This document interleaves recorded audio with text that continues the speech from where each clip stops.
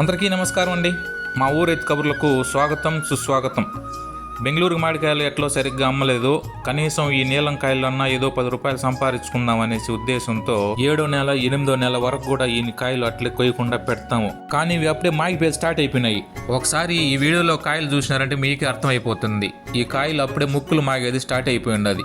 ఏదో కొన్ని రోజులన్నా పెడదాంలే, మనకు ఏదో 10 రూపాయలు వస్తుంది అనేసి అనుకుంటా ఈ కాయలు అట్లాగే కొయ్యకుండా పెట్టాం. అదేమో ఈసారి అప్పుడే కాయలు మాగిపోయేది స్టార్ట్ అయిపోయినాయి. పోయినసారి అంతా 8వ నెల అయిపోతా అంటే కూడా కాయలు మాగకుండా భలే ఉంటాండే చూసేదానికి. ఈసారి ఏం కరమో మాకు కాయలన్నీ మాగిపోతుండయి.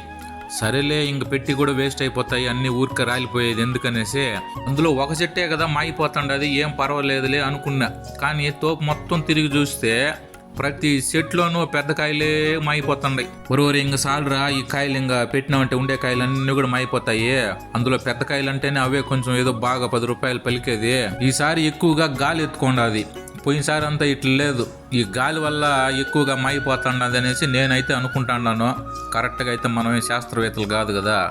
పోయినసారి అప్పుడప్పుడు మధ్యలో వానలు అన్నా పడతా ఉండే, ఈసారి ఆ వానలు కూడా లేవు, ఎక్కువ గాలి వస్తుండది. ఈ గాలి వచ్చిందంటే కూడా ఎక్కువ కాయలు మాయిపోయేదానికి అవకాశం ఉంటుంది. కాబట్టి ఉండే కాయలన్నీ మాగిపోకముందే దీపం ఉండగానే ఇల్లు సగ్గబెట్టుకోమన్నారు కదా పెద్దోళ్ళ. ఆ ఉద్దేశంతో కాయలన్నీ కోసేసే అమ్ముకునేద్దాం అనేసి నిర్ణయం తీసుకునేసినాం. ఈ వీడియో కనుక మీకు నచ్చినట్లయితే లైక్ చేయండి, షేర్ చేయండి. Thanks for watching.